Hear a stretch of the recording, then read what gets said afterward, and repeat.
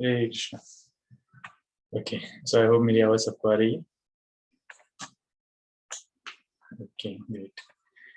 हरे कृष्णा। तो आप सबका हम स्वागत करते हैं इस वेडनेसडे के essence of Bhagavad Gita series में। So will start.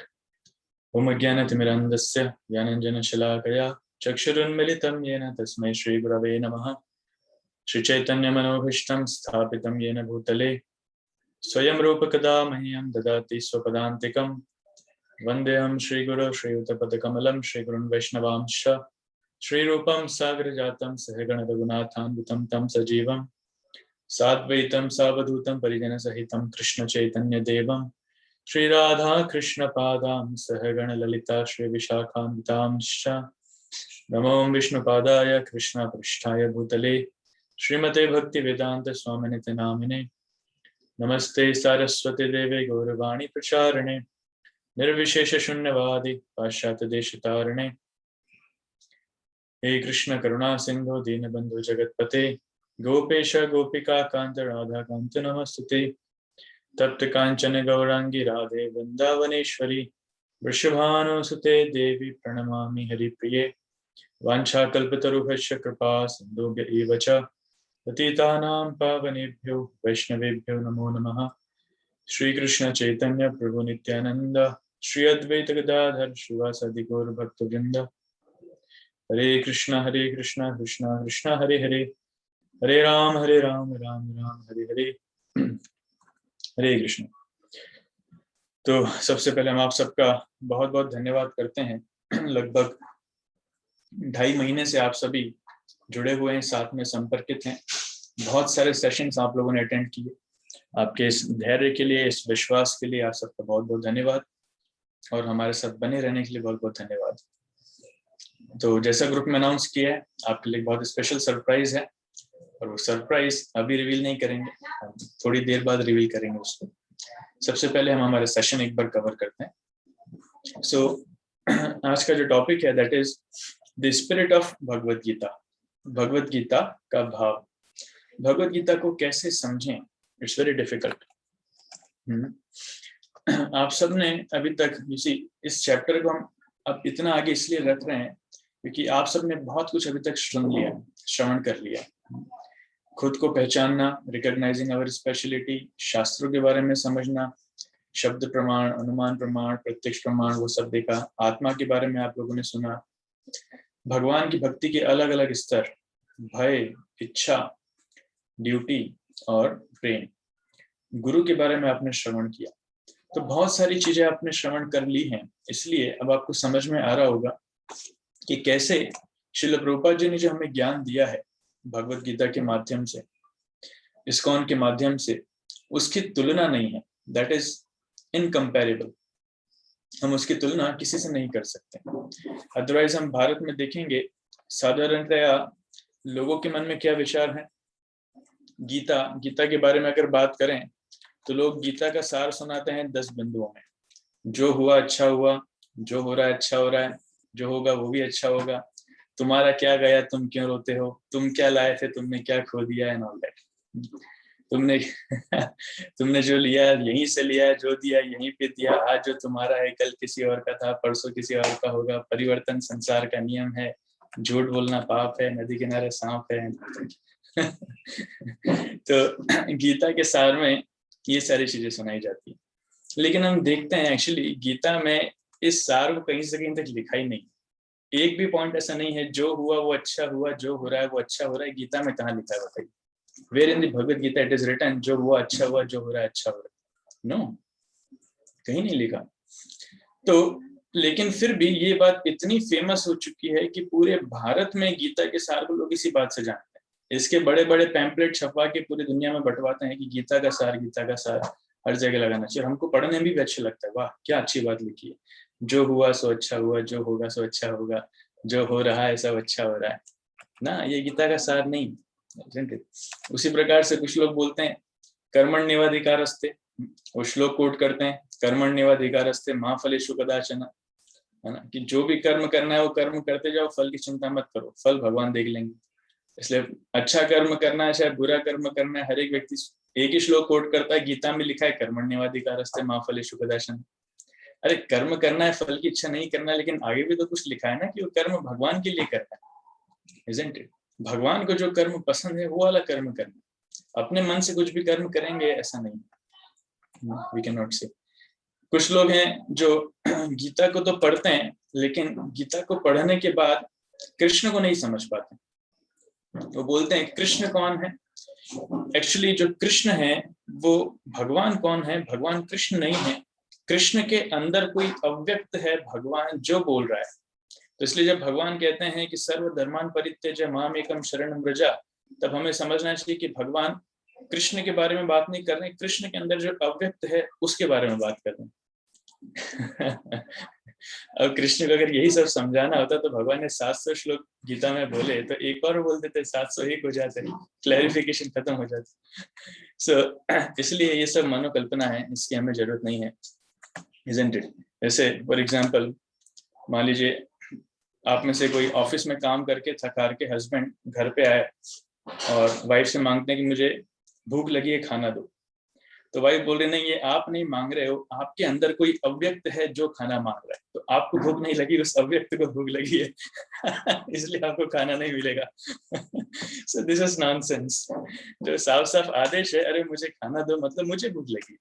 उसी प्रकार से कृष्ण कह रहे हैं कि मैं भगवान हूँ, अहम सर्वस्य प्रभवो मत्तः सर्वं प्रवर्तते इति मत्वा भजन्ते मां बुधा भाव समाहिता, गीता का श्लोक है। सर्वधर्मान परित्यज्य माम एकम शरणम व्रज।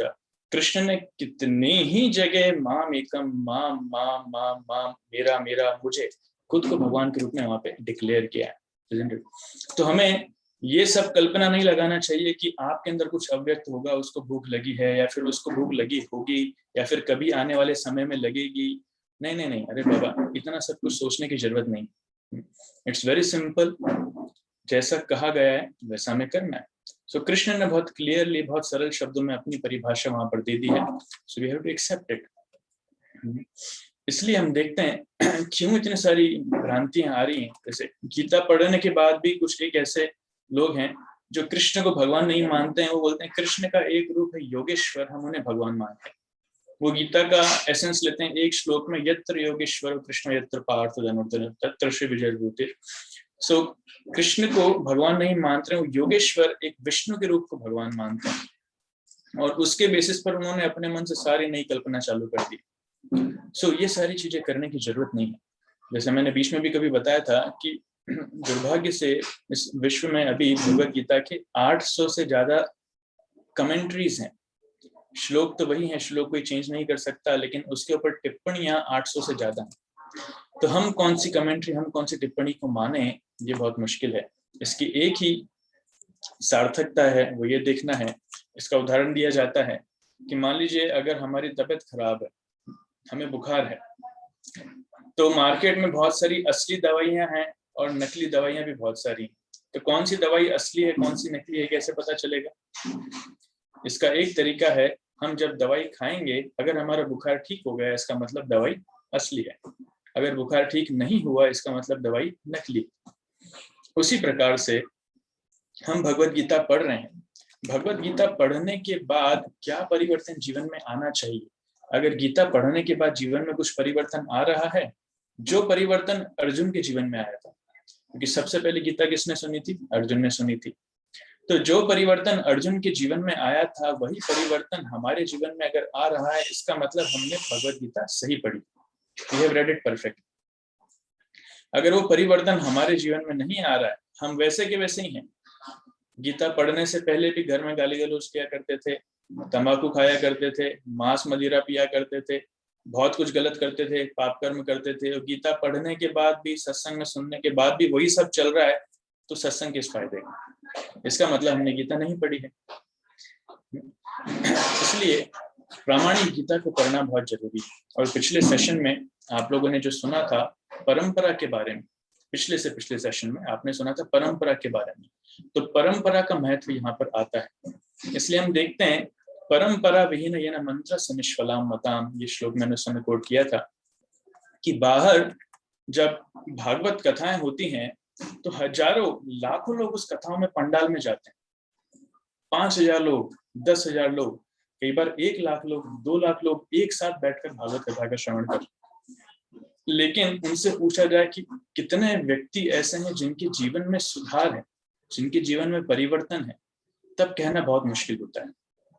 लेकिन उसकी अपेक्षा भगवत गीता की क्लास में, भगवत गीता की चर्चा में, प्रवचन में हो सकता है 50 लोग बैठे, लेकिन उन 50 में से भी अगर 5 लोग कृष्ण को भगवान के रूप में स्वीकार करते हैं, उनका जीवन परिवर्तित होता है, तो बताइए कौन सा श्रेयस्कर है। आई होप आपको कुछ डिस्टर्बेंस आ रहा होगा। Just give me a minute.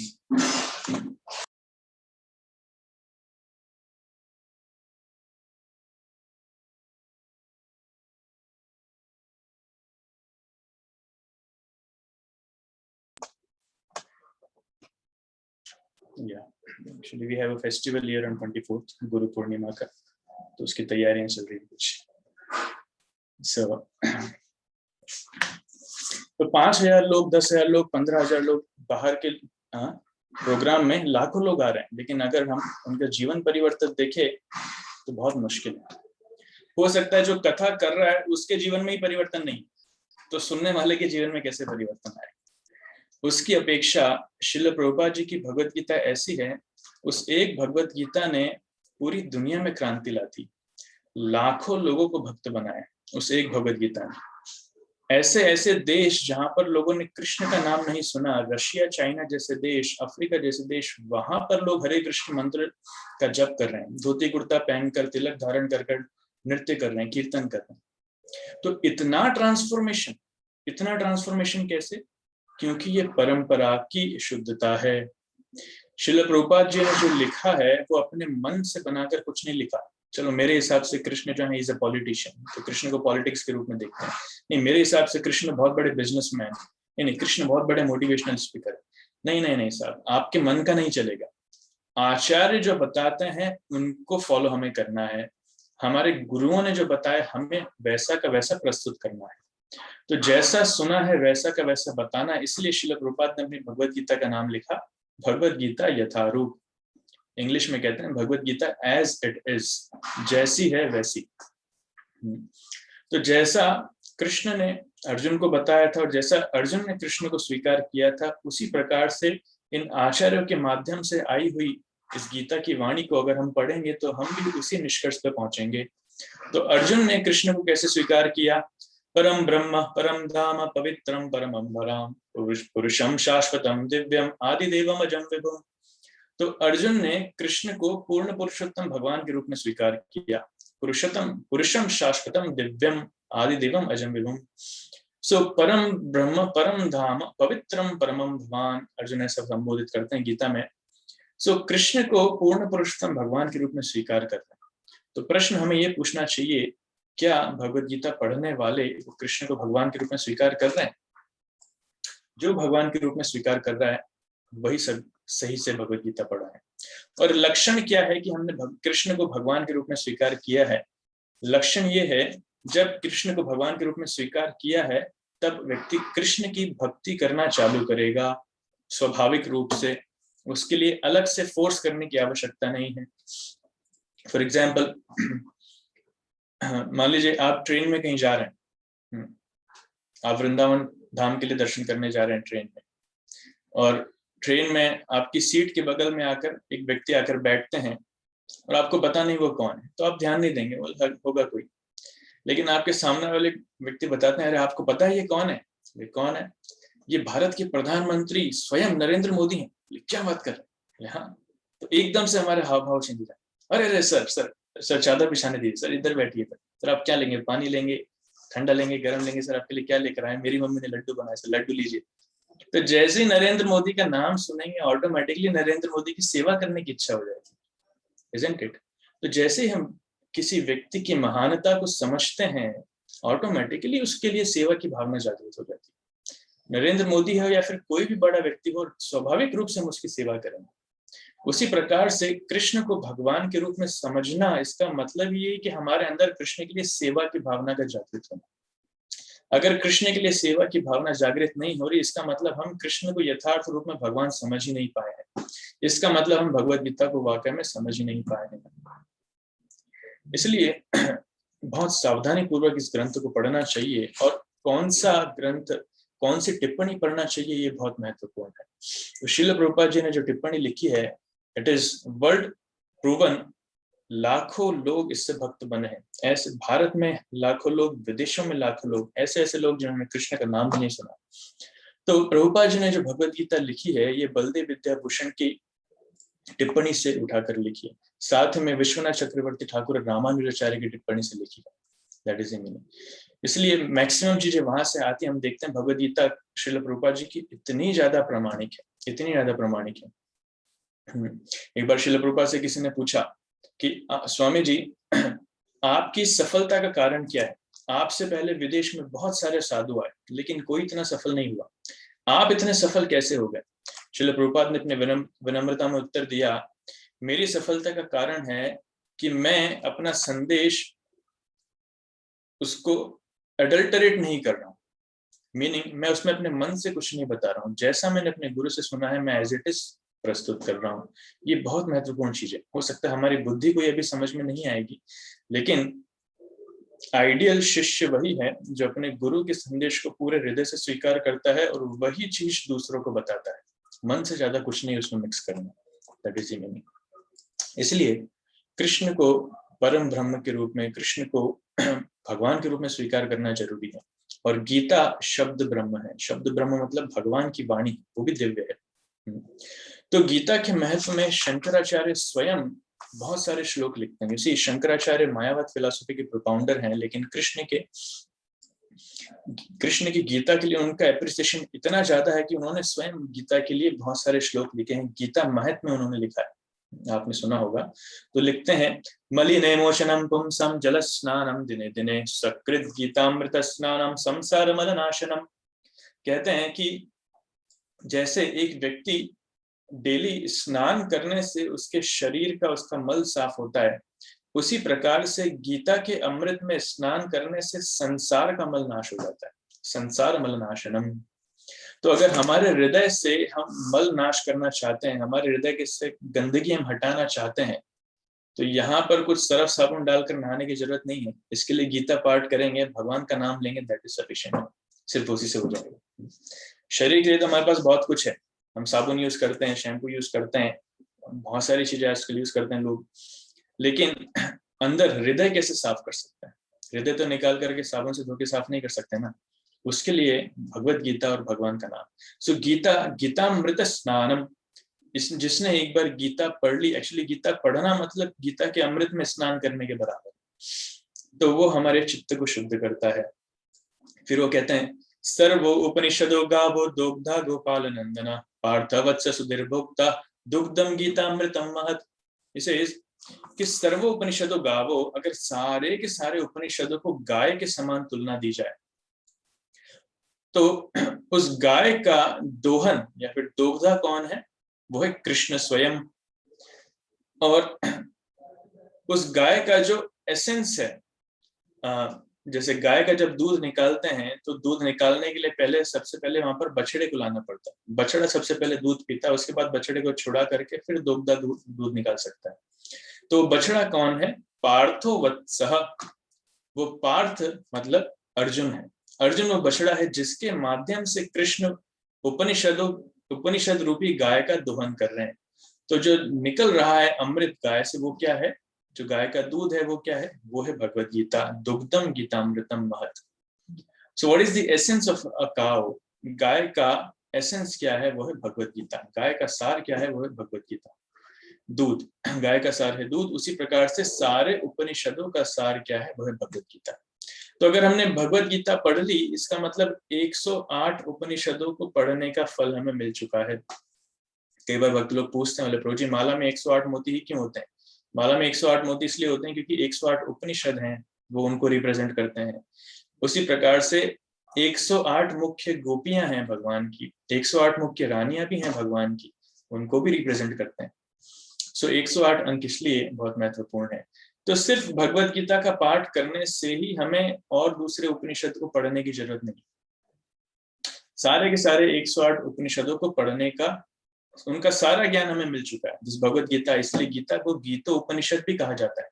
ये उपनिषद है अपने आप में। Then he says, ekam shastram devaki putra geetam eko devo devaki putrameva eko mantrasya tasya namani yani karma apya ekam tasya devasya seva. He says कि अगर एक ही शास्त्र हो तो कौन सा होना चाहिए? देवकी पुत्र गीतम, देवकी पुत्र मतलब कृष्ण की कही गई भगवत गीता। अगर दुनिया में सिर्फ एक शास्त्र हो, सारे शास्त्रों को हटा दिया जाए, सिर्फ एक शास्त्र हो तो कौन सा होना चाहिए? Bhagavad Gita. This is like that. एको देवो, अगर एक ही आराध्य देव हो, नहीं चाहिए 33 करोड़, नहीं चाहिए इत्यादि धर्म, सिर्फ एक ही आराध्य देव हो तो कौन से होने चाहिए? देवकी पुत्र एव, देवकी पुत्र मतलब Krishna, Krishna is sufficient, alone Krishna. Then he says, एक को मंत्र से, अगर एक ही मंत्र दुनिया में हो, नहीं चाहिए हजारों मंत्र, नहीं चाहिए लाखों मंत्र, किसी मंत्र की आवश्यकता नहीं, अगर एक ही मंत्र होना चाहिए तो कौन सा होना चाहिए? तस्य नामानि यानि, भगवान कृष्ण का नाम। कौन सा? हरे कृष्णा कृष्णा कृष्णा हरे हरे, हरे राम राम राम हरे हरे, ये उनका नाम है। और अगर कर्म एक हो, कर्माप्य एकम, कर्म ही एक हो तो कौन सा? नौकरी करना या फिर घर में खाना बनाना या फिर घूमने फिरने जाना, सो मनी नहीं, ये सब नहीं। कर्माप्य एकम तस्य देवस्य सेवा, उन देव की सेवा, उनकी सेवा करने से ही ऑटोमेटिकली सब काम हो जाए, एवरीथिंग विल हैपन। क्योंकि भगवान की पूजा करने के लिए आपको सामग्री की जरूरत है, उसके लिए धन अर्जन करना ही पड़ेगा, भगवान को भोग लगाने के लिए प्रसाद बनाना ही पड़ेगा, और बाद में प्रसाद खाएगा कौन? भक्त लोग ही खाएंगे, तो ऑटोमेटिकली सारी चीजें हो जाएंगी। इस कंसेप्ट को जितना डिटेल में एलैबोरेट करें उतना कम है। सो शंकराचार्य ने ऐसे गीता महात्म्य लिखा है, बहुत सुंदर, बहुत सारे श्लोक लिखे हैं, मैंने उसमें से सिर्फ 3 श्लोक आपको बताया। तो ये भगवत गीता का महत्व है जो दुनिया का हर एक व्यक्ति समझता है, हर एक व्यक्ति जानता है। It's very important. तो क्या है गीता का सार या फिर गीता पढ़ने का भाव? इसके लिए एक बहुत ही सुंदर कहानी आती है, कहानी नहीं एक्चुअली सच्चाई है। चैतन्य चरितामृत नाम के ग्रंथ में इसका वर्णन आता है कि एक बार चैतन्य महाप्रभु साउथ इंडिया गए थे, दक्षिण भारत में श्री रंग क्षेत्र में चैतन्य महाप्रभु गए थे, और रंग क्षेत्र में रंगनाथ भगवान के मंदिर के बाहर उन्होंने देखा कि एक ब्राह्मण है, वो डेली भगवत गीता का पाठ करता है, डेली भगवत गीता पढ़ता है, और लेकिन भगवत गीता को अच्छे से उच्चारण नहीं कर पाता, उसे श्लोक पढ़ना प्रॉपर्ली नहीं आता, he cannot recite it। और उसको फिर भी गीता को पढ़ते हुए देखकर वहां पर जो दूसरे विद्वान हैं, दूसरे ब्राह्मण हैं, वो हंसते हैं, वो इसका मजाक बनाते हैं, टिटोली करते हैं, बहुत हंसते हैं, लेकिन ये व्यक्ति उनको इतना माइंड नहीं करता, he does not mind them। फिर भी वो डेली भगवत गीता पढ़ता है, और डेली भगवत गीता पढ़ते हुए चैतन्य महाप्रभु एक दिन जाते हैं और देखता है कि उसको एक अलग ही आनंद की अनुभूति होती है, उसकी आंखों में आंसू आ जाते हैं, उसके शरीर में कंपन होने लगता है, उसको अष्ट सात्विक विकार आते हैं, सिर्फ भगवत गीता पढ़ने से अलग ही आनंद में चला जाता है, एक्सटेसी इंग्लिश में बोलते हैं, एक्सटेसी में चला जाता है। तो चैतन्य महाप्रभु उसके पास जाते हैं, कहते हैं कि माय डियर सर, हे ब्राह्मण, आप ये बताइए कि आप कौन हैं और आपके इस अद्भुत आनंद का कारण क्या है? तो अपना नाम बताते हैं, ब्राह्मण हूं, और बोलते हैं कि मैं जब भी भगवत गीता पढ़ने लगता हूं तो मेरे सामने भगवान का पार्थ सारथी वाला रूप आ जाता है। पहले तो भगवत गीता पढ़ना मुझे आता नहीं, लेकिन मेरे गुरु का आदेश है इसलिए मैं डेली पढ़ता हूँ, लेकिन ये लोग तो आपका मजाक बनाते हैं। बोले ठीक है, मुझे उनसे इतना प्रभाव नहीं पड़ता है, आपको पढ़ना नहीं आता, लेकिन फिर भी मैं देखता हूँ आप इतने आनंद में हैं, आप रोते हैं, आप हंसते हैं, आप गाते हैं, सो मेनी थिंग्स। बोले वो इसलिए कि जैसे मैं भगवत गीता को पढ़ता हूँ मेरे सामने कृष्ण का पार्थ सारथी वाला रूप आ जाता है। व्हाट इज पार्थ सारथी? पार्थ सारथी मतलब भगवान ड्राइवर बन के बैठे हैं रथ पे, और अर्जुन चैरिट, मतलब Arjun is the main passenger, Arjun लड़ने वाले हैं, लड़ रहे हैं, और भगवान सारथी हैं। तो ये बहुत ही विनम्र पोजीशन है। मान लीजिए कोई करोड़पति व्यक्ति क्या अपने ड्राइवर को मेन सीट पर बिठाएगा और खुद ड्राइवर बनेगा उसका? कभी नहीं। सो भगवान की इस भक्त वात्सल्यता को देखकर, भगवान अपने भक्तों से कितना प्रेम करते हैं, भगवान की इस भक्त वात्सल्यता को देखकर मेरा हृदय उनके प्रेम के प्रति भर जाता है और मुझे रोना आ जाता है। तो जैसे चैतन्य महाप्रभु सुनते हैं, महाप्रभु उसको एकदम गले लगा देते हैं, बोले यस, आपका भगवद गीता पढ़ना सार्थक है। हो सकता है आपको भगवद गीता के श्लोक पढ़ना नहीं आते हो, लेकिन आप भगवद गीता का सार, भगवद गीता का मर्म समझ चुके हैं। क्या है भगवद गीता का सार? जो हो रहा है अच्छा हो रहा है, जो होगा अच्छा होगा, नहीं वो नहीं है। भगवद गीता का सार है कि कृष्ण ही भगवान है, कृष्णस्तु भगवान स्वयं। तो ये आप सार समझ चुके हैं। So that is the meaning. इसलिए हम देखते हैं कि भगवद गीता को हमारी भौतिक बुद्धि से हम नहीं समझ सकते। अगर कोई व्यक्ति सोचेगा नो, मैं बहुत बुद्धिमान हूँ, मेरे पास ये डिग्री है, मेरे पास वो डिग्री है, मैं भगवद गीता को समझूंगा, एक एक शब्द की मैं पीएचडी कर दूंगा। No boss, material intelligence will not help you. Material intelligence से समझ में नहीं आएगा। भगवद गीता को समझने का एकमात्र तरीका है कि हमें गुरु शिष्य परंपरा के द्वारा, आचार्यों के माध्यम से, आचार्यों की कृपा से समझना पड़ेगा। जब आचार्य, जब गुरु खुश होंगे, तब दिव्य ज्ञान हृदय प्रकाशिता, वो दिव्य ज्ञान ऑटोमेटिकली हृदय में अपने आप प्रकाशित हो जाएगा। नहीं तो गीता में भगवान स्वयं कहते हैं, ना हम प्रकाश सर्वस्य योग माया समावृता मूढ़ोयम ना भी जानाति लोकमामजम अव्ययम। कृष्ण स्वयं कहते हैं कि मैं सबके सामने प्रकाशित नहीं होता हूं। ना हम प्रकाश सर्वस्य योग माया समावृता, योग माया के द्वारा मैं आवृत कर देता हूं सबकी बुद्धि को, सबके ज्ञान को। तो हम कितना ही उसमें दिमाग लगा लें, लेकिन हम समझ नहीं पाएंगे कि भगवद गीता कहना क्या चाह रही है।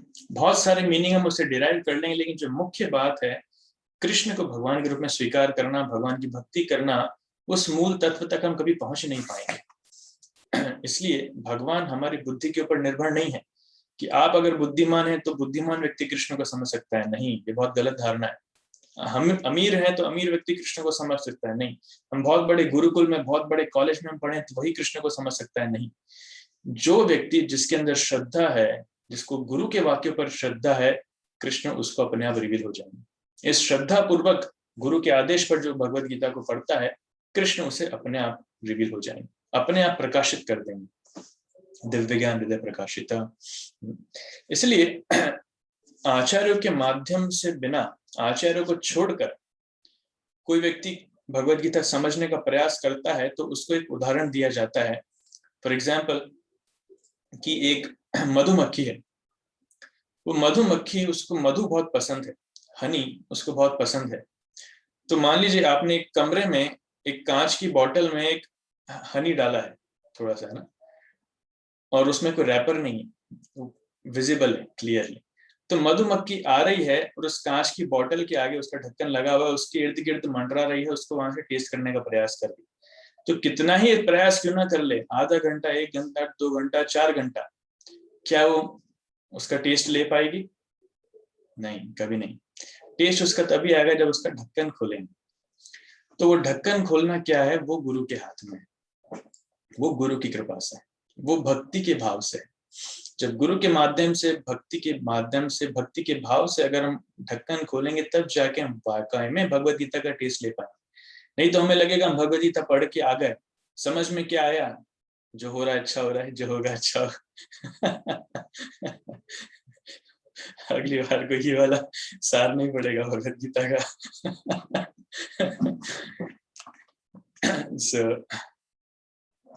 So that is it. इसलिए भगवद गीता को समझना, भगवद गीता को पढ़ने का, या फिर भगवद गीता को समझने का जो पासवर्ड है वो क्या है? वो है भक्ति की भावना और गुरु और उनके भगवान, भगवान और भगवान के भक्तों के प्रति सबमिसिवनेस, विनम्रता, या फिर सबमिसिवनेस। सबमिसिवनेस को हिंदी में क्या कहते हैं? शरणागति एक प्रकार से। That is the meaning. इसका दूसरा उदाहरण आता है महाभारत में ही, कि कैसे जब युद्ध के पहले दुर्योधन और अर्जुन दोनों कृष्ण के पास जाते हैं कृष्ण से सहायता मांगने के लिए। तो जैसे ही अर्जुन द्वारका में पहुंचते हैं तो देखते हैं कि द्वारका में ऑलरेडी जो गार्ड्स हैं, जो सिक्योरिटी गार्ड्स हैं वो दुर्योधन को वेलकम कर रहे हैं, क्योंकि दुर्योधन जस्ट पहले, थोड़ी देर पहले पहुंचे, ठीक अर्जुन के पहले। तो दुर्योधन को वो लोग वेलकम कर रहे हैं और अर्जुन भी पहुंचते हैं। अर्जुन दुर्योधन को देखते हैं, दोनों मिलते हैं, दोनों मिलकर के साथ में जाते हैं कृष्ण के पास अंदर। और अंदर जाते हैं तो उस समय कृष्ण जो है विश्राम कर रहे हैं अपने बिस्तर पर।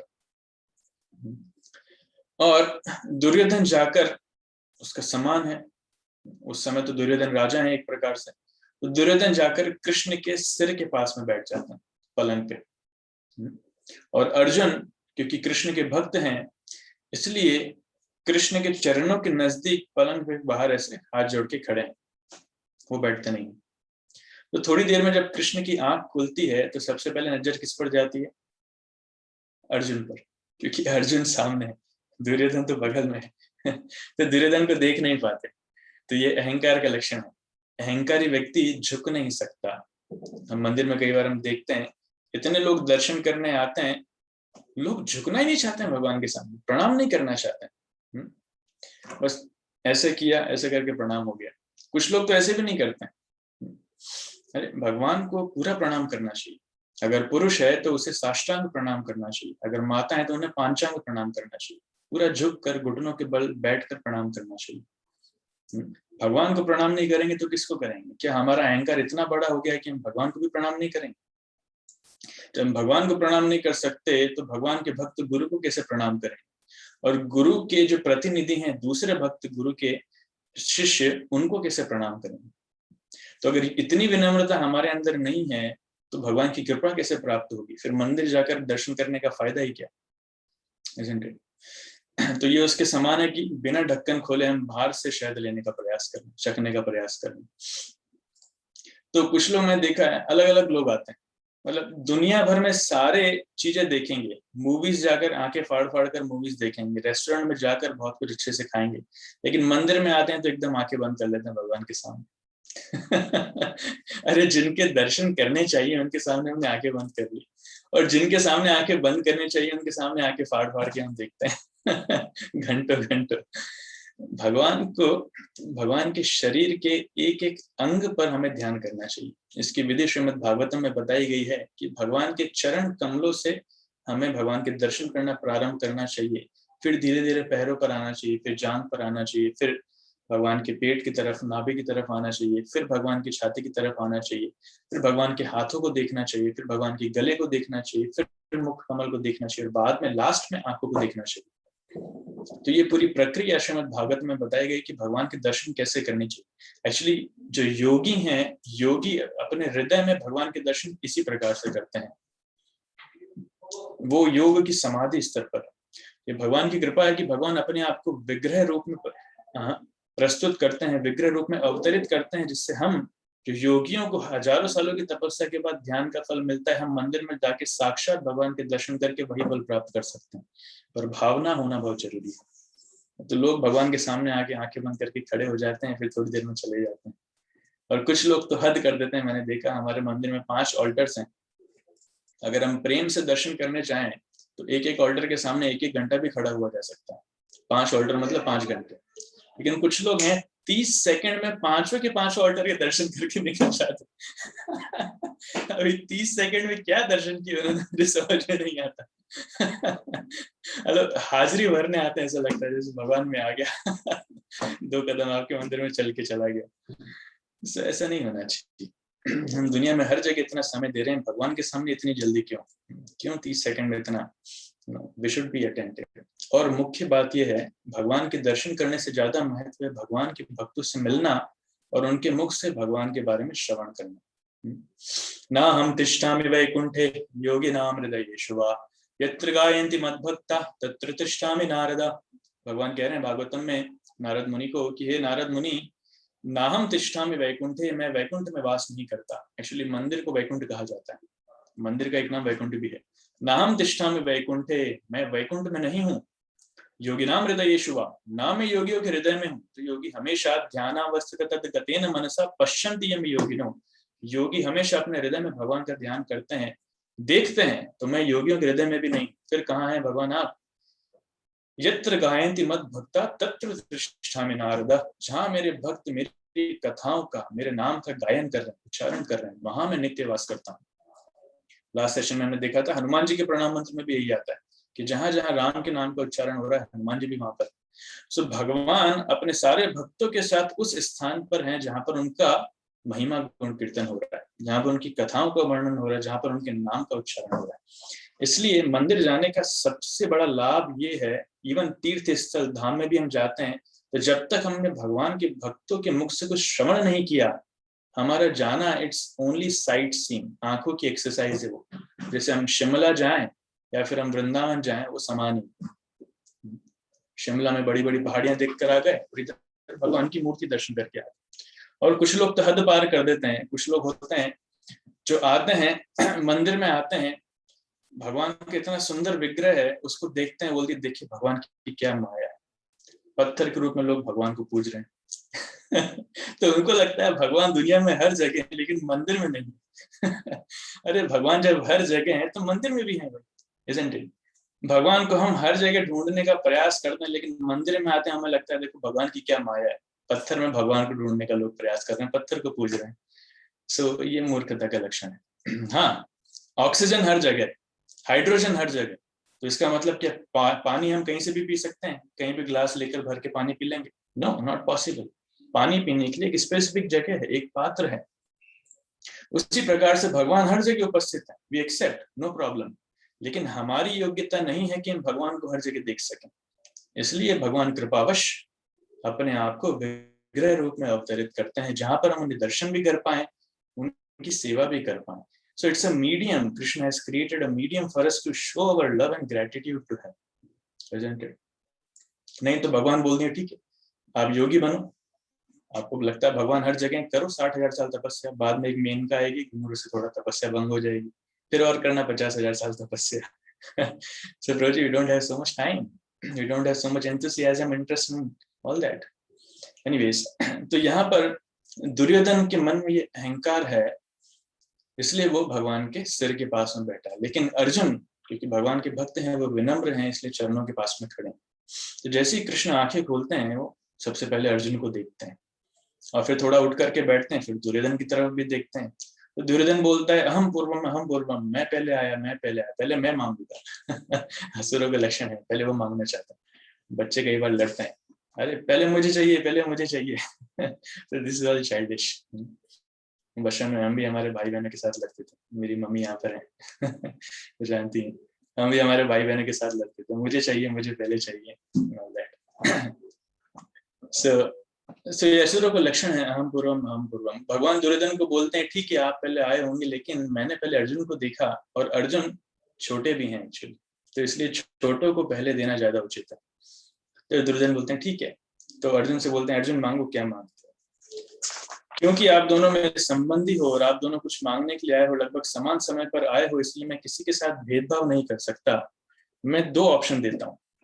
पहला ऑप्शन ये कि मैं अलग हूं और मेरी सेना, नारायणी सेना, वो पूरी तरीके से अलग है। तो मेरी सेना वो नारायणी सेना जो अभी तक एक भी युद्ध हारी नहीं, बहुत शक्तिशाली सेना, और मैं स्वयं, लेकिन मैं कोई हथियार नहीं उठाऊं। I will not lift even a single weapon. मैं कोई हथियार नहीं उठाऊंगा। अब अर्जुन को बोलते हैं कि अर्जुन ये 2 चॉइसेस आपके सामने हैं, या तो आप मुझे मांग सकते हैं लेकिन मैं कोई हथियार नहीं उठाऊंगा, या फिर मेरी इतनी विशाल सेना को मांग सकते हैं जो आपकी पूरी मदद करने के लिए तैयार है, वो आपकी सेना युद्ध जरूर जितवा देगी। तो अर्जुन क्या मांगते हैं, भगवान मुझे और कुछ नहीं चाहिए, मुझे बस आप ही चाहिए। आप अस्त्र उठाए चाहे नहीं उठाए मुझे उससे फर्क नहीं पड़ता, आप मेरे साथ हैं तो विजय हमारी होगी, निश्चित है। तो अर्जुन मेक्स द चॉइस। फिर भगवान दुर्योधन की तरफ देखते हैं, दुर्योधन मनी मन में बहुत खुश होते हैं, बोले क्या मूर्ख व्यक्ति है, कृष्ण है लेकिन कृष्ण अस्त्र भी नहीं उठाएंगे, लेकिन उसके बाद भी कृष्ण को मांग लिया, चलो बिना मांगे ही मेरी इच्छा पूरी हो गई।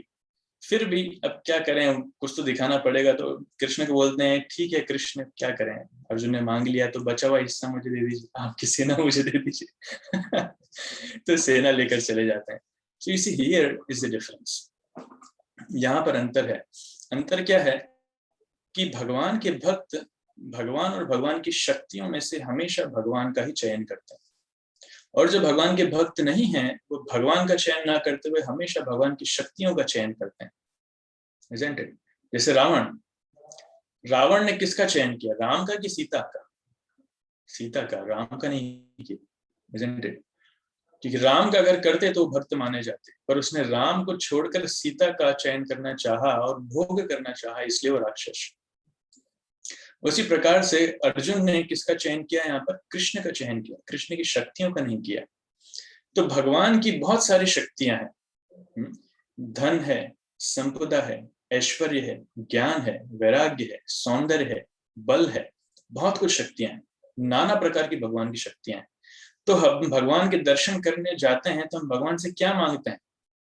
धनम देहि जन्म देहि देहि सुंदरिम भार्याम, अंधन को आंख दे तो कोढ़न को काया, ऑल दैट लास्ट टाइम हमने डिस्कस किया था। तो भगवान के पास हम जाते हैं तो भगवान से उनकी सेवा मांगते हैं, उनकी भक्ति मांगते हैं कि भगवान के सामने जाके हमारी लिस्ट हम पेश कर दें, भगवान ये 50 आइटम हमारे घर पे पहुंचा देना, हम 1.25 किलो लड्डुओं का भोग लगा देंगे।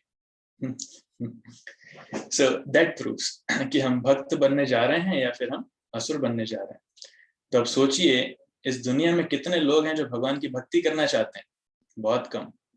सब लोग भगवान की शक्तियों को चाहते हैं। तो क्या शक्तियों को चाहने वाले के जीवन में सब अच्छा होगा या फिर उसका जीवन कष्टमय रहेगा?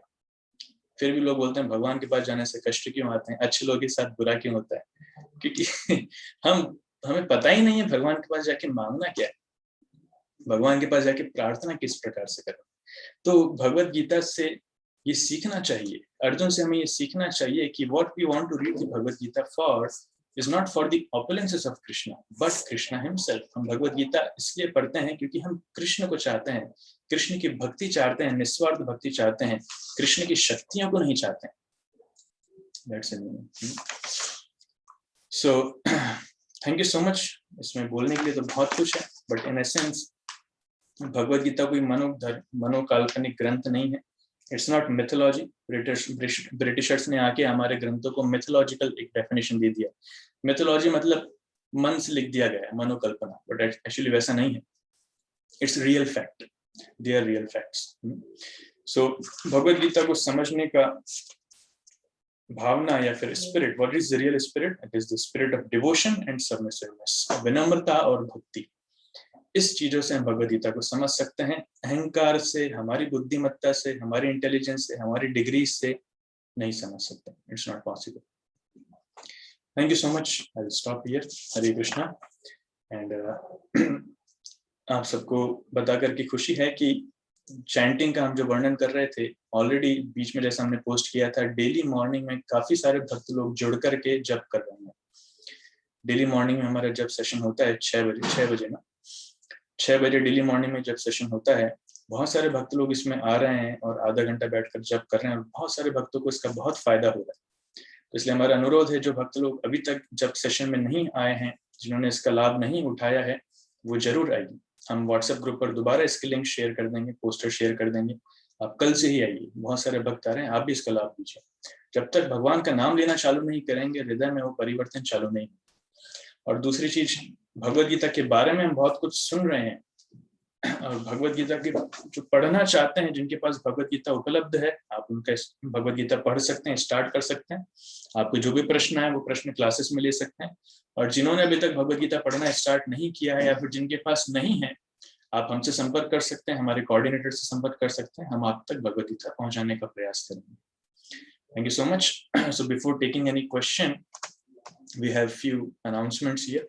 जो स्पेशल गिफ्ट की हम चर्चा कर रहे थे, वो स्पेशल गिफ्ट का सेशन अभी है। सो कुछ वॉलंटियर्स हैं हमारे, मैं उनको को होस्ट बना रहा हूँ। So they will be presenting you gifts नहीं है, एक्चुअली सरप्राइज है आपके लिए।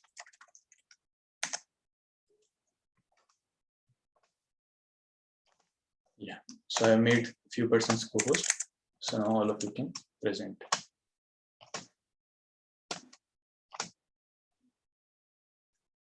आप अनम्यूट कर सकते हैं।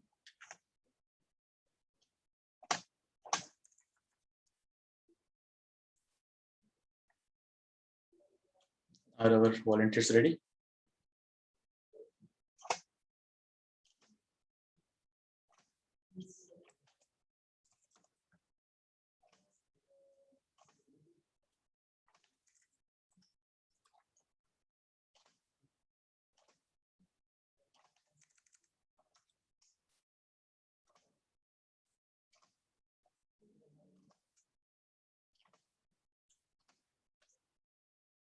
या सो आप सभी स्पॉटलाइटेड हैं अभी, सो वी कैन स्टार्ट।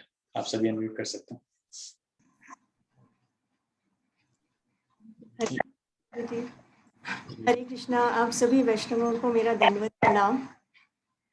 तो इस वंडरफुल एसेंस ऑफ गीता के सेशन के बाद सभी को इंतजार है कि आखिर वो सरप्राइज है क्या, जो प्रभु जी ने भी बिगनिंग में बोला कि सरप्राइज है और अभी भी बोला, तो आखिर वो सरप्राइज है क्या। तो अब वो समय आ गया है कि उस सरप्राइज को ओपन किया जाए, जिसका कि हमें बहुत बहुत लंबे समय से इंतजार था। और अभी भी हम काफी समय से सोच रहे थे कि कितनी जल्दी हमें वो पता चले कि वो सरप्राइज है क्या।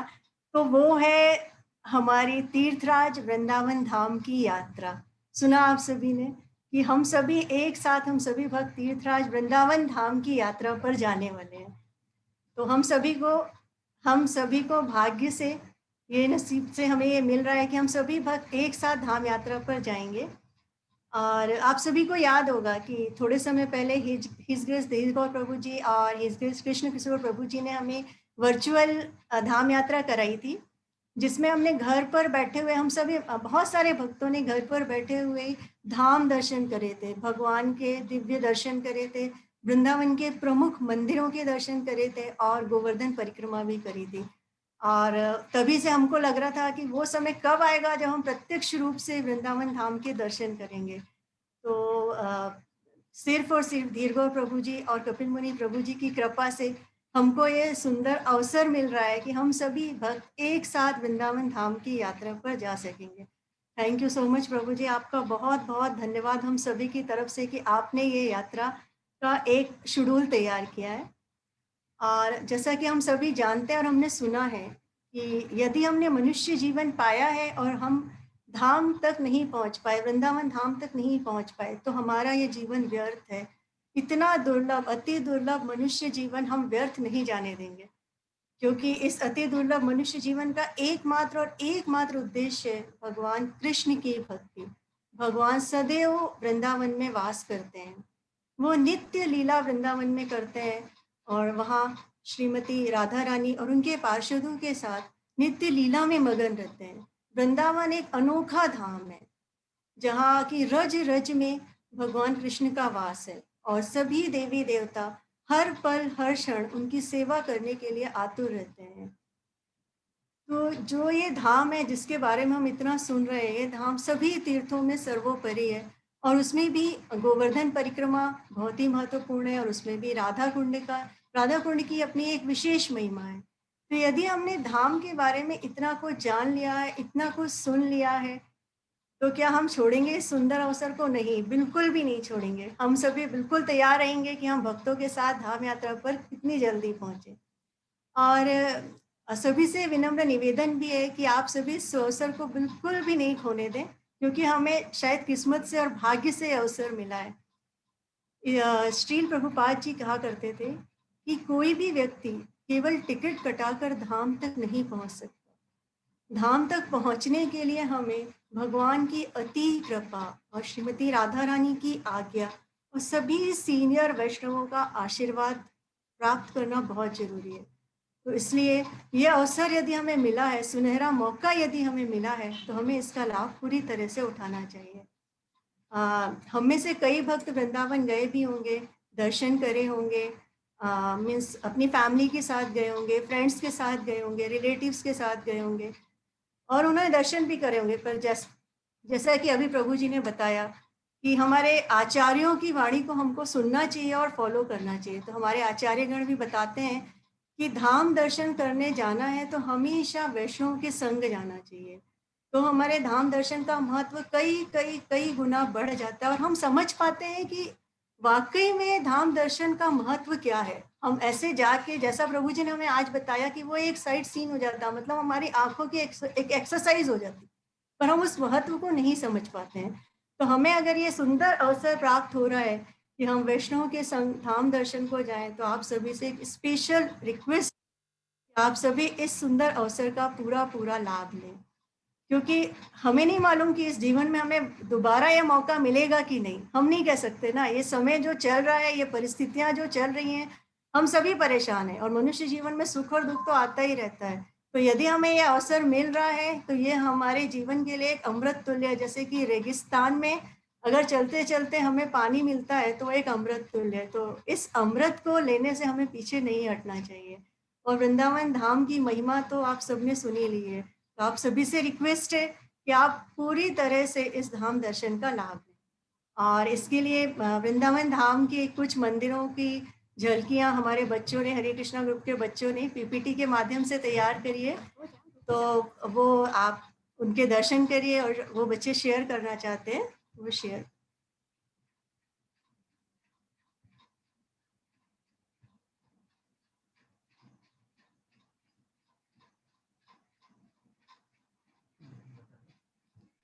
तो ये धाम यात्रा जो हमारी 3 दिनों की है, 15 अक्टूबर, 16 अक्टूबर और 17 अक्टूबर की। और जहाँ हम क्या क्या देखने वाले हैं वृंदावन धाम में, उसके कुछ झलकियां हैं ये।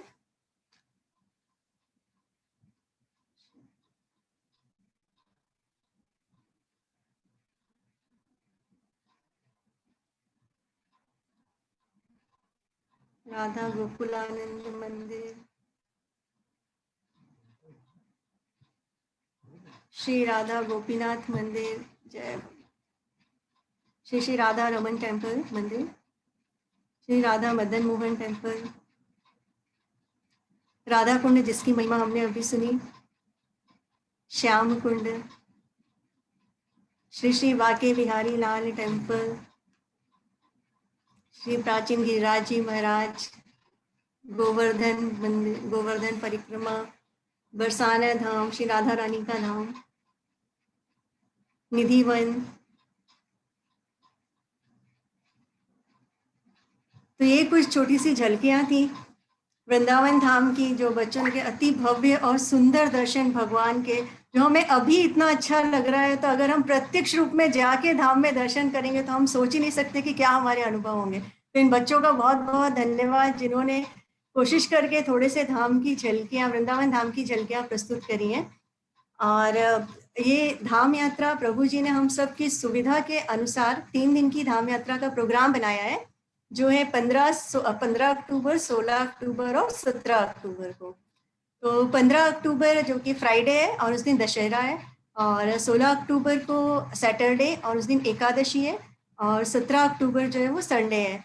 तो उस समय छुट्टियां हैं, दशहरा वेकेशन है, तो हमें छुट्टियों की कहीं से कोई प्रॉब्लम नहीं होने वाली है। और बच्चों के एग्ज़ाम्स भी हो चुके होंगे तब तक, उस समय कोई एग्ज़ाम्स भी नहीं रहेंगे, मौसम भी अच्छा रहेगा, ना तो ज़्यादा गर्मी ना ज़्यादा सर्दी। तो हम सभी आराम से और आसानी से अपने वृंदावन धाम के लिए प्लान कर सकते हैं, इसमें कोई दिक्कत नहीं होगी। और इसके लिए आप सभी लोगों से अनुरोध है कि रजिस्ट्रेशन कराना है उसमें, और उस रजिस्ट्रेशन की लिंक हम शेयर कर देंगे, ग्रुप में भी शेयर कर देंगे।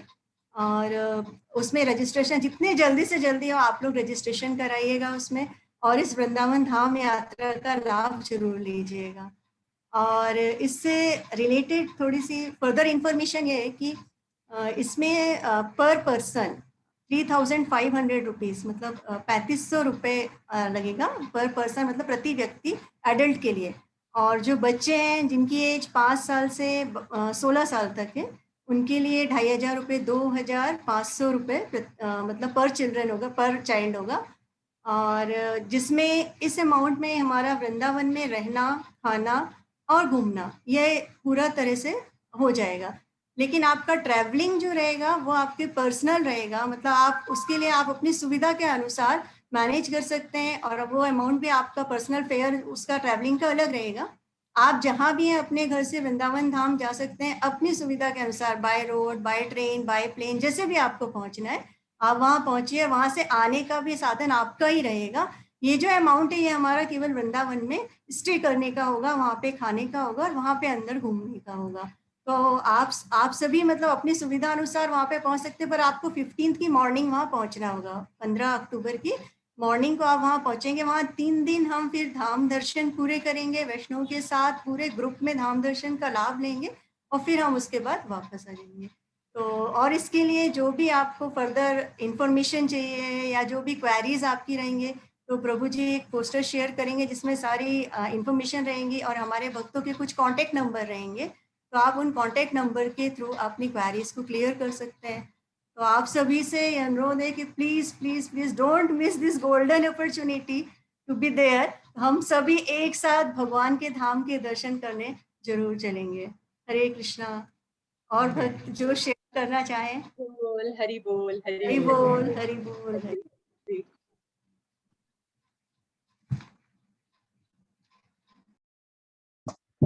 मतलब जी इसकी लास्ट डेट क्या है रजिस्ट्रेशन की?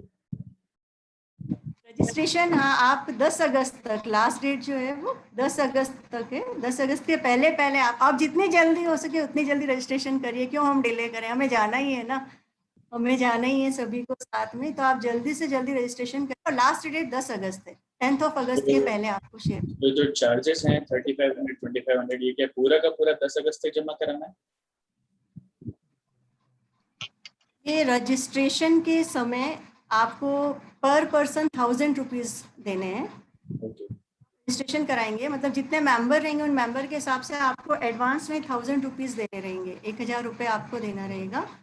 और वो हम कह नहीं सकते कि मतलब जो सिचुएशन होगी बाद में अगर हम नहीं जा पा रहे तो वो रिफंडेबल न भी होगा, जैसा भी है वो हम नहीं कह सकते, मतलब रिफंड नहीं हो पाएगा। लेकिन अभी अगर आप रजिस्ट्रेशन करा रहे हैं तो पर पर्सन आपको 1000 रुपीज देना रहेंगे। एक्चुअली वो 1000 रुपीज जो है वो होटल बुकिंग के लिए वहां पर हमें देना होगा सबके लिए।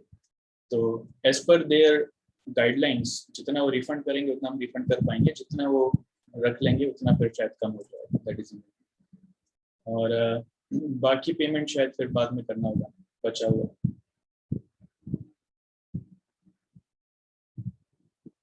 Okay, so this is the detail. इसकी सारी डिटेल्स आपको व्हाट्सएप पर मिल जाएंगी।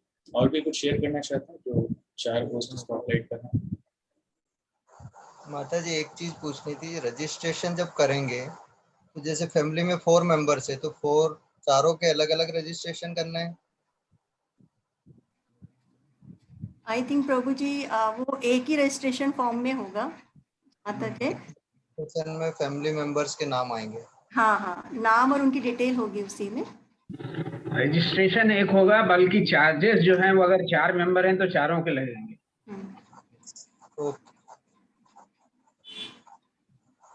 Okay, thank you so much. और कुछ पॉइंट किसी का? और भक्तों में से आप में से कोई कुछ पूछना चाहता हो तो हमारे कोऑर्डिनेटर सारे यहाँ पर हैं, आप पूछ सकते हैं। अदरवाइज हम डिटेल्स इसके शेयर करेंगे व्हाट्सएप पर, उसमें कॉन्टैक्ट नंबर्स भी रहेंगे, रजिस्ट्रेशन फॉर्म भी रहेगा। So everything will share about. और यस श्वेता माता जी, सॉरी यू कैन अनम्यूट। हरे कृष्णा प्रभु जी। हरे कृष्णा। क्या प्रभु जी केवल मतलब नागदा वाले ही जा सकते हैं कि पुणे से भी लोग आ सकते हैं? माता जी बताएंगे। नहीं, आप दुनिया के किसी भी हिस्से से आ सकते हैं, केवल पुणे से नहीं, पूरे वर्ल्ड में कहीं से भी आ सकते हैं आप। इवन अपने रिलेटिव, फ्रेंड्स, इवन बच्चों सभी को ला सकते हैं। जैसे हमारे इस ग्रुप में सभी एज ग्रुप के लोग रहेंगे, मतलब बच्चे भी रहेंगे, सीनियर सिटीजन भी रहेंगे और मिडिल एज वाले सभी लोग रहेंगे। तो आप सबको ला सकते हैं। आप जितने लोगों को बता सकते हैं बताइए, और मतलब जो जो आना चाहे वो सभी आ सकते हैं। बस आपको 15 की मॉर्निंग में वहाँ वृंदावन धाम तक पहुंचना है, ये है। आप कहीं से भी आ सकते हैं पूरे वर्ल्ड में से, और सबको ला सकते हैं। सब वहाँ पे एंजॉय करेंगे। मतलब ऐसा नहीं है कि कोई ऐसा रहे कि बच्चा है तो वो उसको कंपनी नहीं मिलेगी। सब लोग रहेंगे और सीनियर सिटीजन के लिए भी सारी व्यवस्था रहेगी, मतलब वो भी परेशान नहीं होंगे उसके लिए।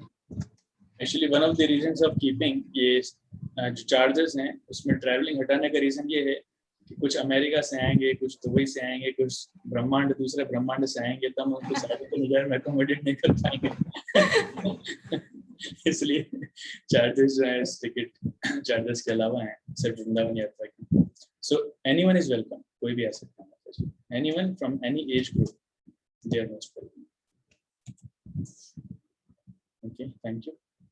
और कोई किसी भी ब्रह्मांड से आवे लेकिन रजिस्ट्रेशन जरूरी है।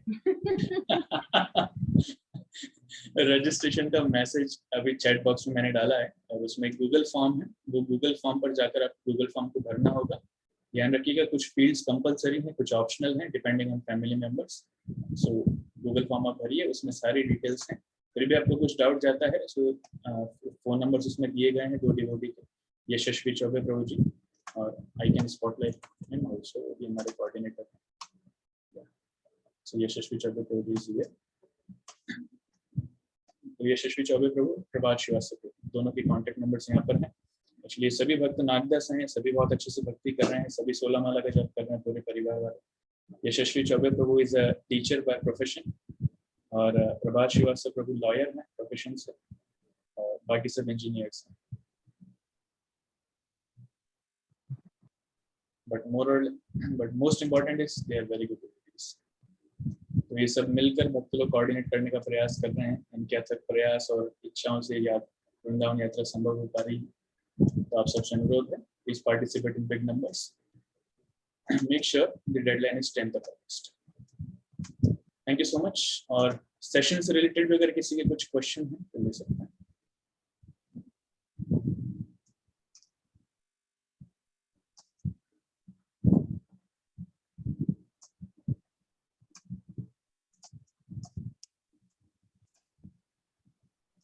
यस, इति माताजी।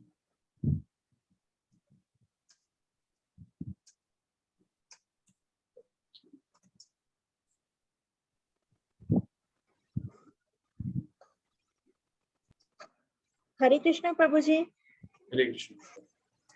प्रभु ji, I am still a beginner. मुझे ये जिज्ञासा है कि जब इस संसार में इतने कष्ट हैं तो हमें भगवान ने इस संसार में क्यों भेजा? हम हमेशा भगवत धाम में क्यों नहीं रह सकते? Actually, we are also beginners. So, जब संसार में इतने कष्ट हैं तो भगवान ने हमें क्यों भेजा? भगवान ने हमें नहीं भेजा। एक्चुअली हम जबरदस्ती भगवान के धाम से वापस लौट कर आए। हम इच्छा कर रहे थे। जैसे बच्चा अपने घर वालों से कभी कभी नाराज हो जाता है तो पापा को बोलता है बस बहुत हो गया, मैं और सहन नहीं कर सकता, मुझे मेरा हिस्सा दे दीजिए, मैं जा रहा। तो घर वाले बहुत मना करते हैं, तुम परेशान हो जाओगे, कहाँ जा रहे हो हिस्सा लेकर, तुम्हें भी पता नहीं है दुनियादारी। लेकिन फिर भी नहीं, वो बहुत लड़ाई करता है, बहुत झगड़े करता है। तो ना चाहते हुए भी पापा उसका हिस्सा देकर उसे रवाना कर देते हैं। लेकिन पापा के हृदय में हमेशा एक इच्छा है कि वो वापस लौट कर आए। एक्चुअली एक सिमिलर स्टोरी बाइबल में आती है जिसमें प्रोडिगल सन करके स्टोरी का नाम है। इसमें कहते हैं कि कैसे एक जीवात्मा भगवान से स्वतंत्र होने की इच्छा करता है और भगवान जैसा आनंद प्राप्त करते हैं, भगवान से ईर्ष्या करने के कारण वो भी बोलता है कि नहीं, मैं भी आनंद प्राप्त करूं, मुझे भी भगवान बनना है, वही क्यों भगवान। तो ऐसे कॉम्पिटिशन स्पिरिट जब उसके अंदर आ जाता है, ईर्ष्या भगवान के लिए जब आ जाता है, तब वो चाहता है कि मैं अलग से कहीं और जाकर राजा बनूं। तब भगवान बोलते हैं ठीक है, जाओ छोटे से 2 BHK फ्लैट में राजा बनो, आपके राज्य में 4 लोग, उनके ऊपर राज्य करो, देखो राजा बन पाते हो कि नहीं, खुश हो पाते हो कि नहीं। जब ट्राई करता है, जब देखता नहीं मेरे लिए संभव नहीं, तो ठोकर खा खा के it's not possible for me, तो वो दोबारा भगवान की भक्ति करना चाहता है। सो इसमें भगवान हमें नहीं भेजते हैं, ये एक जीवात्मा की स्वतंत्र इच्छा है, वो खुद अपनी इच्छा का दुरुपयोग करके अलग रहने के लिए आता है और यहाँ पर परेशान होता है। आंसर्स माता जी?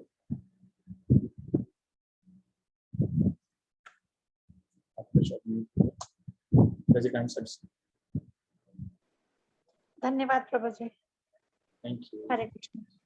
एक और हाथ उठाया पर वो नाम 0E4EA5EF12356।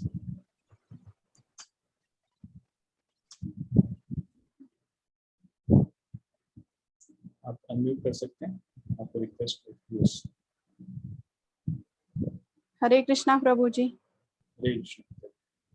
प्रभु जी, मेरा प्रश्न ये है कि अगर मनुष्य के अंदर विनम्रता है, भक्ति है, भगवान पर श्रद्धा है, तो क्या उसे भगवत गीता एक बार पढ़ने पे समझ में आ जाएगी? यस माता जी, बिल्कुल आ सकती है, पर भगवत गीता आचार्यों के माध्यम से समझना होगा। इसलिए श्रील प्रभुपाद जी की जो भगवत गीता है उसकी विशेषता ये है कि उसमें गीता के हर एक श्लोक का एक एक शब्द का हिंदी में अनुवाद है या फिर जो भी भाषा है इंग्लिश में, और उसका पूरे श्लोक का अनुवाद है, और उसके बाद श्रील प्रभुपाद जी की टिप्पणी उसके ऊपर है। तो उस श्लोक से भगवान क्या समझाना चाह रहे हैं उसकी टिप्पणी वहां पर है। तो प्रभुपाद जी की भगवत गीता अगर हम पढ़ेंगे तो उससे बहुत प्रभाव होगा। प्रभुपाद जी की गीता पढ़िए, आपको बहुत समझ में आएगा। और अगर आप जहाँ पर हैं वहाँ पर लोकल में अगर कोई इस्कॉन टेम्पल है, किसी भक्त के आप संपर्क में हैं, तो उन भक्तों के संग में पढ़िए तो आपको और भी अच्छे से समझ में आएगा। आप जैसे वेडनेसडे क्लासेस में आ रहे हैं, आप यहाँ पर क्वेश्चंस पूछ सकते हैं, अगर कुछ ऐसे जवाब हैं हम उसमें दे पाएंगे, हम आपकी मदद कर पाएंगे तो हमें अच्छा लगेगा। तो भक्तों के संग में रहने से, भक्तों के मुख से श्रवण करने से और श्रील प्रभुपाद जी की गीता पढ़ने से बहुत प्रभाव मिलेगा, आपको बहुत इजीली समझ में आएगा।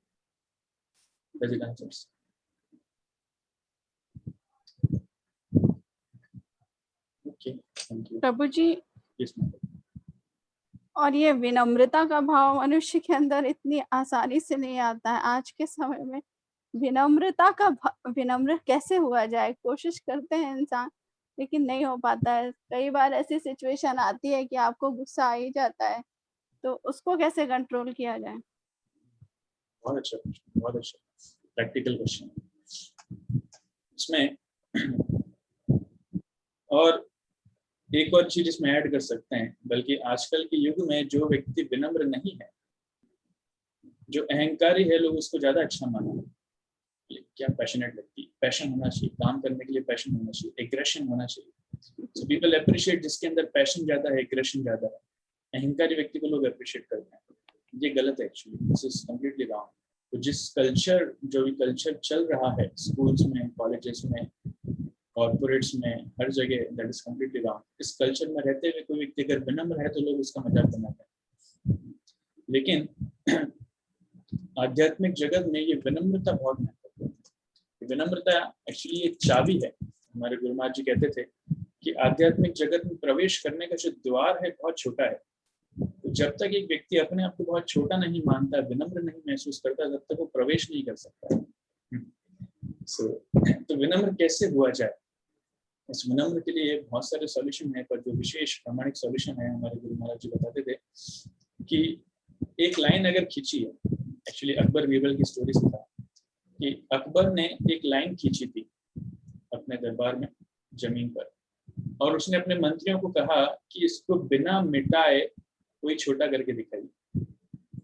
कौन है जो इसको बिना मिटाए छोटा कर सकता है? कोई आंसर दे सकता है? कैसे उसको छोटा करें? वो बीरबल ही थे प्रभु जी, उन्होंने उसके सामने एक लंबी लाइन खींची थी, बड़ी लाइन खींची। तो बहुत सारे मंत्री है, उन्होंने बहुत प्रयास किया, लेकिन सोच सोच के वो छोटा नहीं करता। तो बीरबल थे, उन्होंने उसके बगल में एक ज्यादा लंबी लाइन खींच दी, तो दोनों के कंपैरिजन में ये लाइन ऑटोमेटिकली छोटी हो गई। उसी प्रकार से व्यक्ति विनम्र क्यों नहीं है? क्योंकि उसे लगता है मैं बहुत बड़ा, अपनी क्षमताओं पर, अपनी बुद्धि पर, अपने कौशल पर उसे बहुत अहंकार है।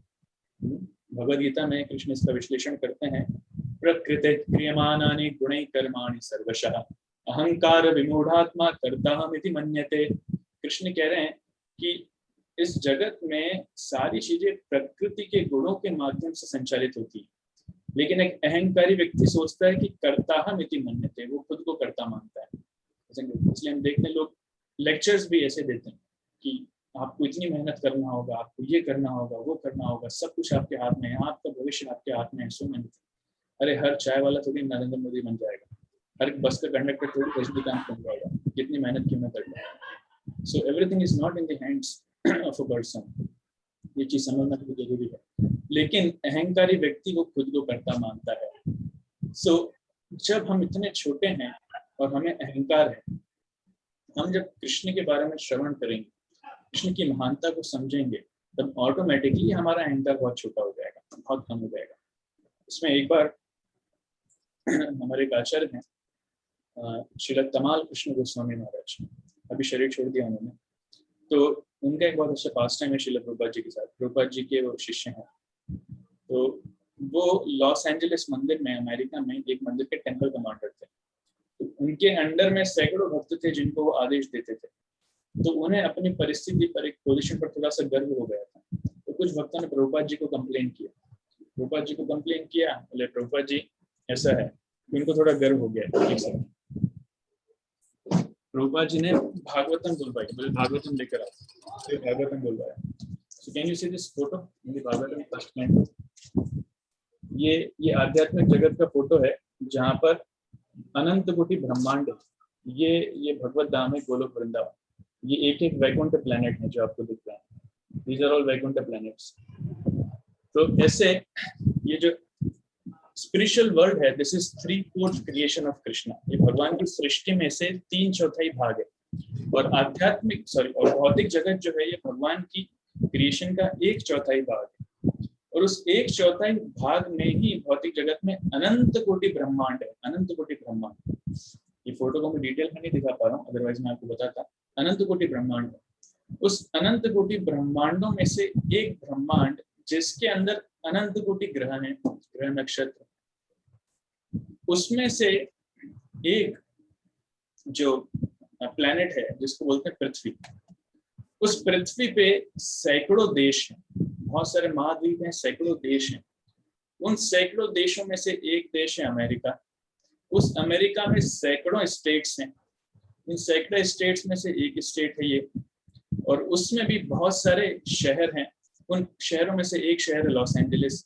उस लॉस एंजलिस में लाखों घर हैं, उसमें से एक छोटा सा घर है जहाँ पर प्रभुपाद जी तमाल कृष्ण महाराज के साथ बैठे थे, और उसमें भी सैकड़ों भक्त रहते हैं, जिसमें से एक भक्त तमाल कृष्ण और सोचता है कि मैं बहुत बड़ा व्यक्ति तो प्रभुपाद जी ने कहाँ से चालू किया और कहाँ पे खत्म किया कि हम कितने छोटे हैं वाकई। तो अगर भगवान से कंपेयर किया जाए तो वी आर नथिंग। इसलिए जब भगवान की महिमा को हम जानते हैं तो विनम्रता ऑटोमेटिकली आ जाती है। अलग से विनम्रता को लाने का प्रयास करेंगे तो वो आर्टिफिशियली संभव नहीं है। It's really not possible. कुछ समय में लगेगा हाँ हो रहा है, लेकिन वो संभव नहीं है। तो भगवान, जैसे आचार्य एक और उदाहरण देते हैं कि हमें लगता है हम बहुत बड़े हैं, लेकिन अगर किसी पहाड़ के नजदीक जाएंगे तो पहाड़ इतना ऊंचा है तो हमें लगता है हम तो एक चींटी के बराबर। तो उसी प्रकार से जितना हम भगवान के नजदीक जाएंगे, भगवान की महानता को हम समझेंगे, भगवान की ग्रेटनेस को हम समझेंगे, ऑटोमेटिकली हमारे अंदर विनम्रता आने लगेगी, हम झुकने लगेंगे, भगवान को प्रणाम करने लगेंगे। जैसे नरेंद्र मोदी का मैंने बताया था, जैसे सुनेंगे भारत के प्रधानमंत्री हैं, ऑटोमेटिकली व्यक्ति झुक जाएगा, प्रणाम करेगा, विनम्र करेगा। सो उसी प्रकार से जैसे ही भगवान की महत्ता को समझेंगे, हमें हमारी विनम्रता का साक्षात्कार अपने आप हो जाएगा। Does it answer, माता? हाँ, धन्यवाद प्रभु जी। प्रभु जी, एक और छोटा सा प्रश्न है।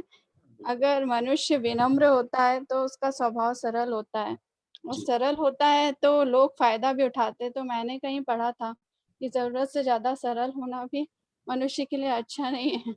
माता जी, इसका आंसर एक ही है कि हमें विनम्र बनना है, हमें मूर्ख नहीं बनना है। फायदा लोग उसका उठा सकते हैं जो मूर्ख है, तो हमें बुद्धिमान ही रहना है, विनम्र भी रहना है। इसलिए जैसे भगवान के भक्तों में से बहुत सारे राजा हैं, तो उनका लक्षण क्या है? कुसुमाद अभी कोमलम वज्रात अभी कठोरम, कि वो साधारण जन के लिए तो पुष्प से भी ज्यादा कोमल है, विनम्र है। लेकिन अगर कोई दुष्ट व्यक्ति है, जब उनका अधिकार है, उनका कर्तव्य है, तब वो वज्र से भी ज्यादा कठोर बन जाता है। तो भगवान के भक्त विनम्र होते हैं, लेकिन मूर्ख नहीं होते, कोई उन्हें गलत फायदा नहीं उठा सकता। सो विनम्रता को मूर्खता से कंपेयर नहीं करना चाहिए। विनम्रता से सरलता जरूर आती है, लेकिन साथ ही साथ हमें इतना बुद्धिमान होना चाहिए कि कोई व्यक्ति हमारा गलत फायदा ना उठाए। धन्यवाद प्रभु जी।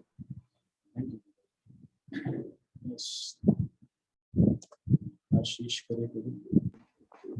हरे कृष्णा प्रभु जी, दंडवत प्रणाम। प्रभु जी, किसी ने मेरे से एक प्रश्न पूछा है, जो कि माला कर रही है, लेकिन एक माला से 3 माला पे पहुंचे, लेकिन फैमिली का एटमॉस्फेयर सपोर्टिव नहीं है। मतलब ये कि फैमिली में जितने मेंबर हैं उनको बोला जा रहा है, वो बोलती हैं कि आपको करना है, माला करना है, लेकिन कोई भी उस फेवर में नहीं है कि ये क्या है, मुझे नहीं करना, तुमको समझ में आ रहा था तुम करो। तो वो तो कर रही हैं, लेकिन कई बार, जैसे कि अभी ये क्वेश्चन था कि हम विनम्र रहते हैं, कई बार क्या होता है कि किसी भी कारण से अगर हमें गुस्सा आ गया तो उसको सुनने मिलता है कि बहुत माला करती हो ना, गुस्सा तो इतना आ रहा है, क्या कुछ परिवर्तन तो आया नहीं तुम में। तो उसने कहा कि मुझे डिप्रेशन हो जाता है, मैं सोचती हूँ कि धीरे धीरे 3 से 4, 5, 6 माला तक पहुंचूं, पर और कुछ ऐसा होता है, कभी बच्चों की प्रॉब्लम, कभी किसी की प्रॉब्लम, तो अपन चिल्ला देते हैं या गुस्सा आ जाता है, तो वहां पे मैं डिप्रेस हो जाती हूँ और आगे नहीं बढ़ पा रही हूँ। तो प्रभु जी, क्या आंसर करना चाहिए, किस तरीके से उस कंडीशन को हैंडल करें और भक्ति में आगे बढ़े? Very nice, बहुत ही practical question. So it happens. Actually थोड़ा सा समय लगता है। देखिए, जब भी व्यक्ति भक्ति में आता है ना, पहली चीज तो ये कि भक्ति का अर्थ लोगों को ज्यादा क्लियर नहीं। भक्ति के नाम पर लोग सिर्फ इंद्रिय तृप्ति करना चाहते हैं।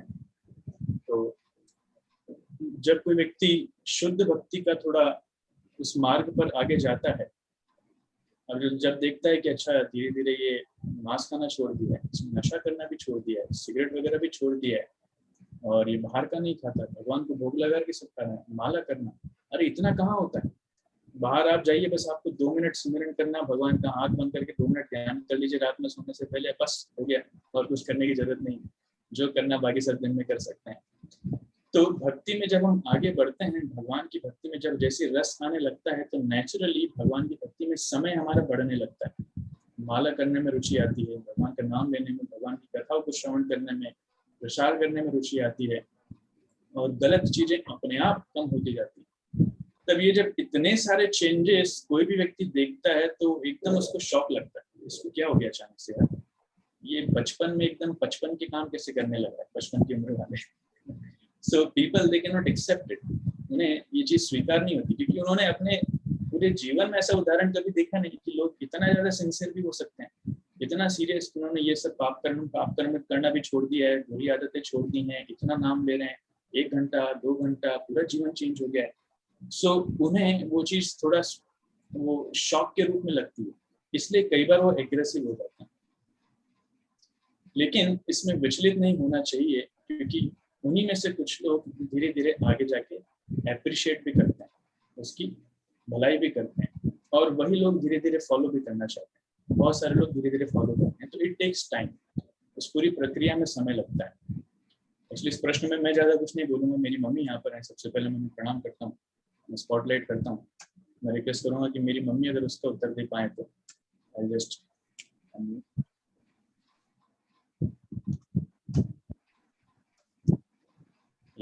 सो मेरी मम्मी है, मैं आपको रिक्वेस्ट आया होगा अनम्यूट करने के लिए, आप अनम्यूट कर सकते हैं।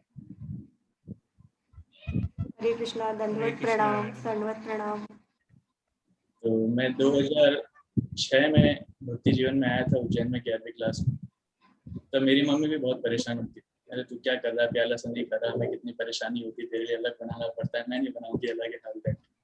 लेकिन धीरे धीरे करके आज मेरी मम्मी खुद बहुत अच्छी भक्त हैं, अच्छे से माला कर रही हैं, भगवान को भोग लगा रही हैं, और मेरा भाई वो भी भक्त है। मम्मी, क्वेश्चन आपके सामने, आप कुछ जवाब देना चाहेंगे? सबको सब आपसे सुनने के लिए तैयार है। अभी मेरी मम्मी दुबई में है और मेरे भाई के साथ है।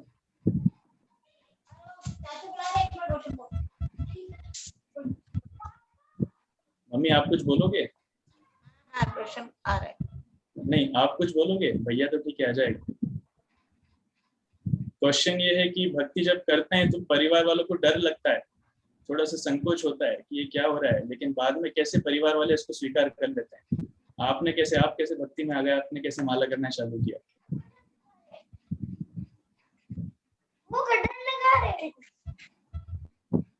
हरे कृष्णा।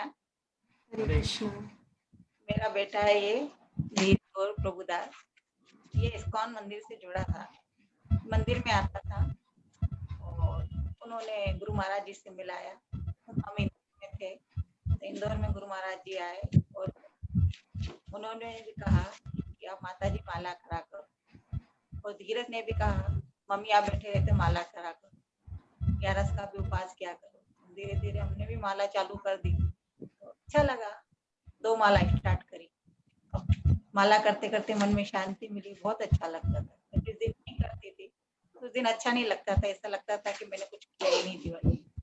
अब भगवान की चाह से मैं 16 माला कर रही हूँ और कोशिश करूंगी, करती रहूंगी, बहुत अच्छा लगता है।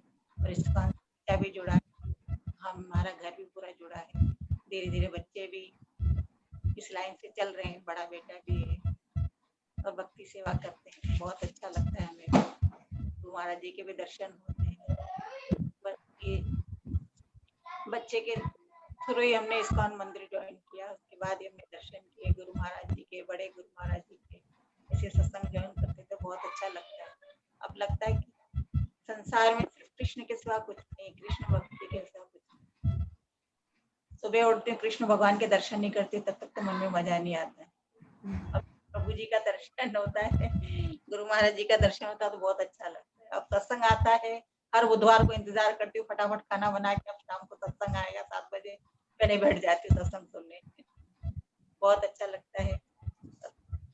भगवान की कृपा रही तो आगे भी सुनते रहेंगे। ऐसी शक्ति है भगवान में, बहुत शक्ति है और मन में शांति मिलती है।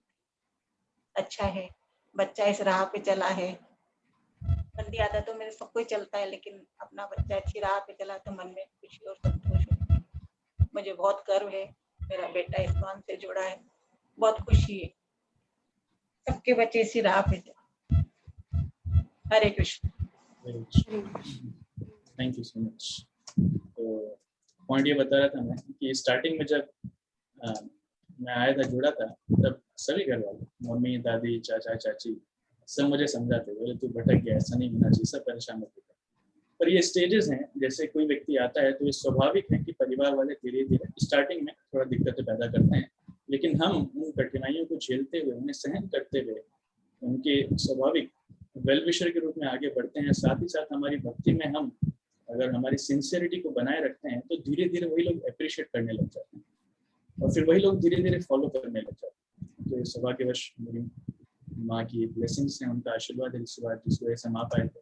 तो ये सिर्फ मेरी स्टोरी नहीं है, ऐसे हजारों भक्त हैं जिनके जीवन में ऐसा देखा गया है कि कितने कठिनाइयां स्टार्टिंग में परिवार वालों ने दी, लेकिन बाद में वो परिवार वाले खुद ही भक्त बन गए। तो इसमें सबसे बड़ा जो योगदान है, जो भक्त बना है, उसका है कि उसे बहुत अपने भक्ति में दृढ़ संकल्प होना पड़ेगा। कितना ही कठिनाई क्यों ना आए, तो सहन करते हुए उसे अपनी भक्ति बहुत दृढ़ संकल्प रूप से करनी पड़ेगी। फिर जो पहले के परिवार वाले कुछ बोल रहे थे वही धीरे धीरे स्वीकार करेंगे, वही उसको अप्रिशिएट करेंगे और खुद भक्त बनना चालू करेंगे। I hope it answers. Is it clear? Yes Prabhu ji. हाँ, मतलब अपन ये समझा सकते हैं कि आपको डिटरमाइन हो के अपनी भक्ति करना है, पेशेंस रखना है और ग्रेजुअली जितना पेशेंस रख सकते हैं और आगे बढ़ सकते हैं वो बढ़ते जाना है। मतलब इस तरीके से हैंडल कर सकते हैं। पेशेंस रखना है और जो चीज हम अभी समझ पा रहे हैं हमारे परिवार वाले वो अभी नहीं समझ पा रहे क्योंकि उन्होंने इतने सारे सेशन अटेंड नहीं किए। तो जैसे जैसे उन्हें थोड़ा भक्तों से मिलेंगे, किताबों को पढ़ेंगे, उन्हें जितनी जितनी अनुभूति होगी उतनी मात्रा में वो धीरे धीरे समझते जाएंगे। पर जैसे जब तक नहीं समझ रहे, उसका दूसरा उदाहरण आता है, जैसे छोटा बच्चा बहुत मस्ती करता है, माता पिता को बहुत परेशान करता है, माता पिता गुस्से में आके उसको मारते नहीं, वो सहन करता है। फिर जैसे वो बड़ा होता है, अपने आप माता पिता की सेवा करने का भाव उसके मन में जागृत होता है। उसी प्रकार से जो व्यक्ति भक्ति में नहीं है उसको थोड़ा सा डर लगता है, उसको थोड़ी सी दिक्कत होती है। जैसे जैसे वो आगे बढ़ता जाता है, व्हेन ही ग्रोस अप, जब वो बड़ा होता जाता है भक्ति में, तो अपने आप उसके अंदर सारी समझ आने लगती है, वो फॉलो करने लगता है और आगे बढ़ने लगता है। मेरा भाई भी यहाँ पर है, लाइक मैं उनको रिक्वेस्ट करूंगा if he wants to share something. Request भेजता हूँ। रोशन प्रभु में मेरे बड़े भैया। हरे कृष्णा। हरे कृष्णा प्रभु जी। हरे कृष्णा। धन्यवाद।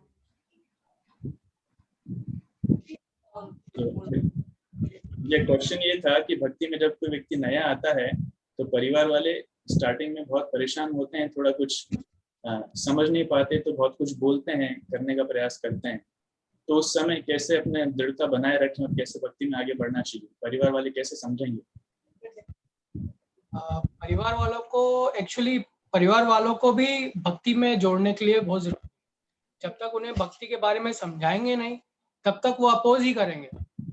तो जब तक उन्हें नहीं समझ में आएगा कृष्ण कॉन्शियसनेस क्या है और वो कैसे फलीभूत होती है, जब तक वो परिवार वाले आपका अपोज ही करेंगे। पर जो भक्ति लता का जो बीज अगर उनमें आ जाता है तो उसके बाद धीरे धीरे कंडीशंस अपने आप इम्प्रूव होती हैं और फेवरेबल हो जाती है। तो भक्ति में परिवार वालों का भी होना बहुत जरूरी है, तभी वो समझ पाएंगे कि किसी न किसी को तो ये मिशन में आगे बढ़ना है।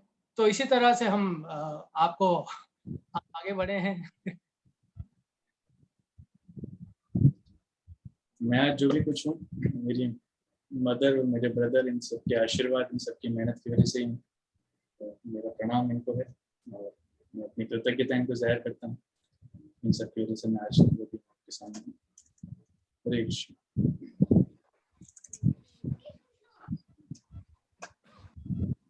Okay, you so much. Any other question or shall we wind up here?